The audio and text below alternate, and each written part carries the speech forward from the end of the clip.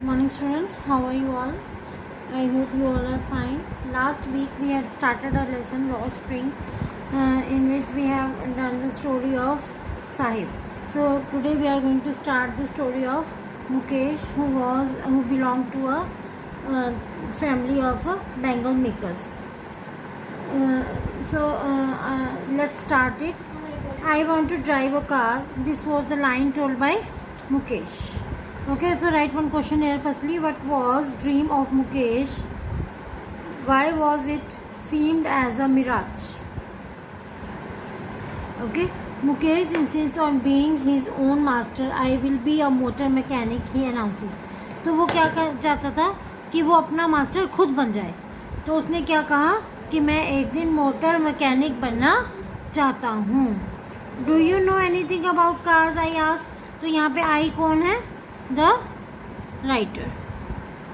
तो राइटर ने क्या पूछा कि क्या तुम्हें कार्स के बारे में कुछ नॉलेज है? I will learn to drive a car, he answers looking straight into my eyes. उसने डायरेक्टली मेरी आंखों में देखा और उसने क्या कहा कि मैं जल्दी ही गाड़ियाँ चलाना सीख लूँगा. His dreams looms like a mirage amidst. Mirage क्या होता है? जिसको हम बोलते हैं मृग तृष्णा. ओके, अगर हम सपोज रेगिस्तान में चल रहे हैं और रेगिस्तान में क्या है कि हमें दूर बहुत दूर जब रेत चमक रही है तो क्या लगता है? जब कोई बंदा प्यासा है तो उसको क्या लगेगा? जैसे कि वो रेत जो चमक रही है वो क्या है? पानी है. ठीक है, तो उसी तरीके से ये बताया गया है कि उसकी जो इस तरीके के जो ड्रीम है वो किसकी तरह है? Like a mirage. Amidst the dust of streets that fill his town, Firozabad famous for its bangles. कहाँ पे, किस जगह पे उसका ड्रीम एक मिराज है? उस जगह पे उसकी जो डस्टी स्ट्रीट्स हैं कहाँ की? फिरोज़ाबाद की, जहाँ पे हर एक घर बैंगल्स बनाने के लिए फेमस है. वहाँ पे उसका ड्रीम क्या है? उसका ड्रीम क्या है? To become motor mechanic. वो क्या है? एक मिराज की तरह है. ठीक है, बिकॉज वहाँ पे हर एक कोई क्या कर सकता है? सिर्फ और सिर्फ क्या करता है? बैंगल्स बनाता है. Every other family in Firozabad is engaged in making bangles.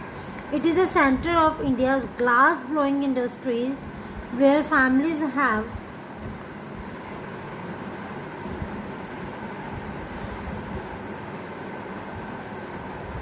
spent generations working around furnaces. ठीक है, तो क्या बताया है कि जो उसकी फैमिली है वो एक जो फिरोज़ाबाद है, फिरोज़ाबाद के बारे में बताया गया है कि जो फिरोज़ाबाद है it is engaged in making bangles. Firozabad एक ऐसी प्लेस है जो कि बैंगल मेकिंग में एंगेज्ड है. तो यहाँ पे आप क्वेश्चन लिखो. Tell about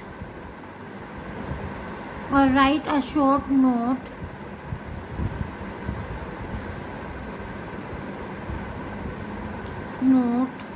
on Firozabad. Important question है ये, इसके ऊपर आगे स्टार लगा लो. ठीक है, तो फिरोज़ाबाद क्या है? It is engaged in bangle making. It is a centre of India's glass blowing industry. Glass blowing industry means कांच बनाने वाली industry. Way families have spent generations working around furnaces, welding glasses, making bangles for old women in the land it seems. तो यहाँ ये एक ऐसी place है जहाँ पे जो लेडीज़ हैं या जेंट्स हैं उन्होंने अपने कई जनरेशन्स जो हैं वो इन फर्नेसेस, जो आग की भट्टियाँ हैं, इनके चारों तरफ बिता दी. वेल्डिंग ग्लासेस, कांच के टुकड़ों को जोड़ना. ठीक है, then making bangles for all the women in the land it seems. यानी कि सभी स्टेट की औरतों के लिए चूड़ियाँ बनाने का काम ये करती हैं. Mukesh family is among them. None of them know that it is illegal for children like him to work in the glass furnace. तो यहाँ पे क्वेश्चन लिखो. Why was it harmful and illegal for the children to work in the glass factory. बच्चों के लिए glass factory में काम करना और हार्मफुल और इलीगल क्यों है? तो उसने कहा कि इनमें से किसी को ये पता ही नहीं है कि बच्चों का इन फैक्ट्री में काम करना इलीगल है। To work in the glass furnaces with high temperature, क्योंकि यहाँ का टेम्परेचर जो होता है बहुत ज़्यादा हाई होता है। इन डिंगी सेल्स में अंधेरी कोठरियाँ, विदाउट एयर एंड लाइट, जहाँ पे ना तो हवा होती है ना ही लाइट होती है proper. That the law if enforced could get him and all those 20,000 children out of the hot furnaces where they slog their daylight hours. Slog means spend their daylight as you can say even waste. ठीक है, समझ आ गई ना कि उसने ये कहा कि इनके माँ बाप को ये पता ही नहीं है कि बच्चों का ऐसी जगह पे काम करना नुकसानदायक है, क्योंकि यहाँ पे टेम्परेचर हाई होता है, कोठरियाँ छोटी छोटी होती हैं, हवा नहीं होती, लाइट नहीं होती, और अगर लॉ ध्यान से पूरी तरीके से लगाया जाए तो ये 20,000 बच्चे जो हैं इनको इन फर्नेसेस से बाहर निकाल दिया जाएगा, जहाँ पे ये लोग अपने दिन के सारा टाइम यहाँ पे बिताते हैं। Often losing the brightness of their eyes, और यहीं पे क्या करते हैं वो अपनी आँखों की रोशनी भी खो देते हैं। Right one question here, where did Mukesh take the narrator? What did she see there? Means on the way. Or what type of places did the narrator and Mukesh pass? What type of places did the narrator and Mukesh pass? कौन कौन सी जगहों से वो गुजरे? Mukesh eyes beam as he volunteers to take me home. यहाँ पे me कौन है? राइटर। तो मुकेश की आंखों में चमक थी कि हाँ मैं देखो अपने घर लेके जा रहा हूँ आपको। Which he proudly says is being rebuild, उसने कहा कि हमारा घर जो है वो रीबिल्ड हो रहा है, दोबारा बन रहा है। ठीक है। We walk down stinking lanes choked with garbage past homes that remain. देखो कहाँ कहाँ से गुजरे, हम 1 2 3 लिखेंगे पहले। We walk down the stinking lanes, जहाँ से वो नालियाँ जहाँ पे स्मेल आ रहे थे, वो streets smelly streets, choked with garbage, वो नालियाँ जो कि गार्बेज से पूरी तरीके से भरी हुई थी। Second, homes that remain hovels with crumbling walls. Hovels means जो हिल रहे थे, गिर रहे थे। क्रम्बलिंग वॉल्स, दीवारें गिरी हुई थी। ठीक है। वोबली डोर्स, वोबल मतलब हिल रहे थे दरवाजे। नो विंडोज़, विंडोज़ नहीं थी घरों में। crowded with families of humans and animals coexisting in a primeval state. Primeval means bad state. ठीक है। ऐसे घर जिनमें फैमिलीज में ह्यूमंस और एनिमल्स कोएग्जिस्टिंग में इकट्ठे रह रहे थे इन अ वेरी बैड कंडीशन। ठीक है। 1 2 3 the families. Clear. He stops at the door of one such house, bangs a wobbly iron door with his foot. तो वो ऐसे ही एक घर के सामने खड़ा हो गया और ऐसे ही दरवाजे को, एक हिलता हुआ दरवाज़ा था लोहे का, उसको अपने पाँव से जोर से मारा and pushes it open. We enter a half built shack. Half built shack means आधी बनी हुई झोंपड़ी। In one part of it thatched, एक हिस्सा जो था वो थैच्ड था विथ डेड ग्रास, घास से बना हुआ था पूरा।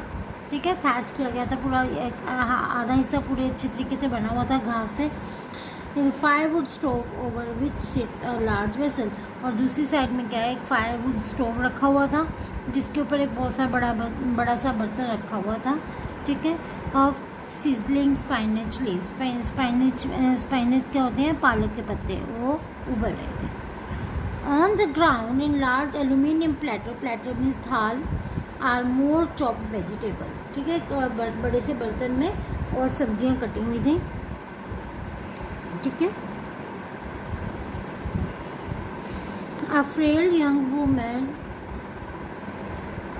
Is cooking the evening meal for the whole family. एक पतली सी औरत, ठीक है, यंग औरत, वो सभी के लिए खाना बना रही थी। दो eyes filled with smoke she smiles.